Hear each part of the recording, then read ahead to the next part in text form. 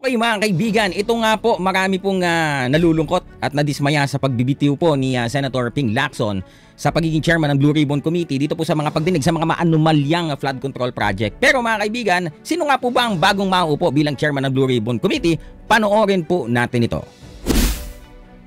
Senate President Tito Soto says Senator Erwin Tulfo will automatically assume the chairmanship of the Senate Blue Ribbon Committee if no one takes the post. Senate President Pro Tempore Ping Lacson tendered his resignation as chairperson of the Blue Ribbon panel on Monday, October 6. Soto earlier named Senators Raffy Tulfo, JV Ejercito, Kiko Pangilinan, Pia Cayetano, and Risa Ontiveros. Yan, pero ito pong lima na to mga kaibigan, umayaw ho ito Dahil po busy daw ho sila sa kanilang mga komite. So yan pong limang pinagpipilian, umayaw ho yan. It's for the post.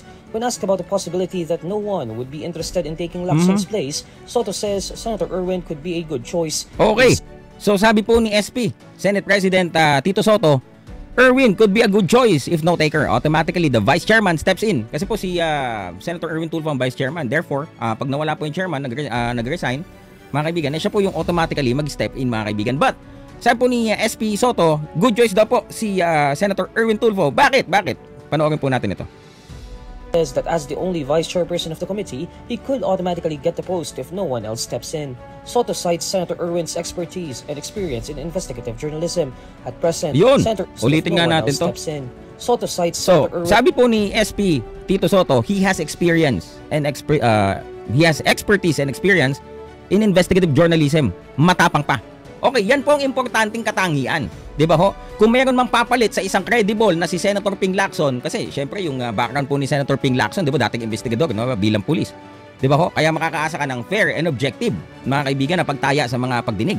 Ngayon, kung papalit naman sa kanya ay si Senator Erwin Tulfo, sabi po ni SP Soto, meron ho siyang karanasan, 'di ba ho? At meron po siyang talagang expertise. Bakit? Dati ho siyang investigative journalist. Nakita ko, kung naaalala ko, kung kayo ho'y napanood nyo din. Noon hong nasa media pa yan, si Senator Erwin Tulfo ay pupunta ho yan sa mga malalayong ibayo.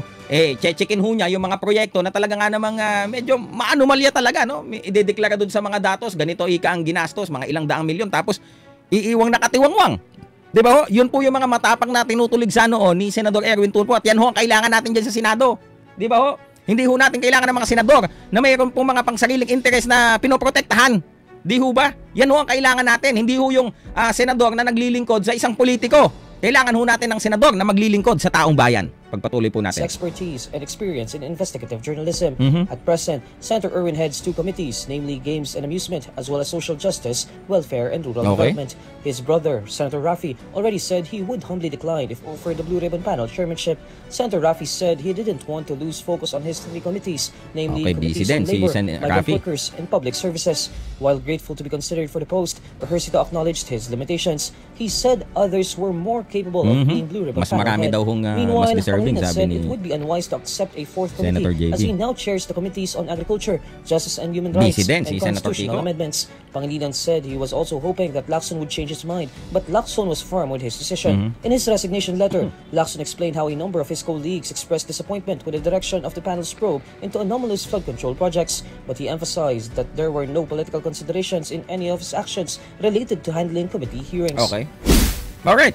So yan mga kaibigan, as I stated, ito pong magiging kapalit ni Senator Ping Lacson na magiging acting chairman ni Senator Erwin Tulfo. Yan po ang kailangan natin, no? Base ho sa kanyang background. Actually, yung mga Tulfo brothers, no, kahit hindi pa sila nasa politika noon, talagang kapag yan ho ang sila ho ang gumalaw, wala hong sinasanto yan, wala hong sinisino yan. Babanggain ho niya ng kailangan banggain. Yan po ang kailangan po natin.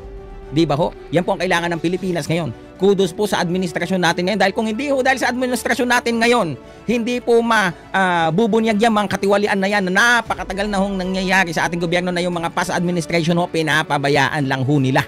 Di ba ho? Ngayon ho, ito pong administrasyon ngayon, talaga pong tumatayo na para wakasan, tapusin na ho ang korupsyon sa ating bansa.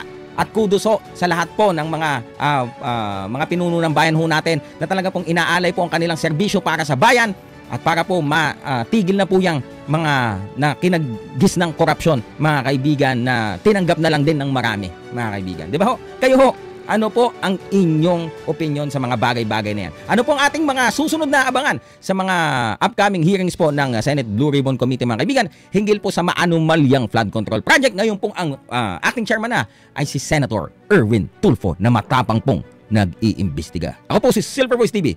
Comment down below. Peace.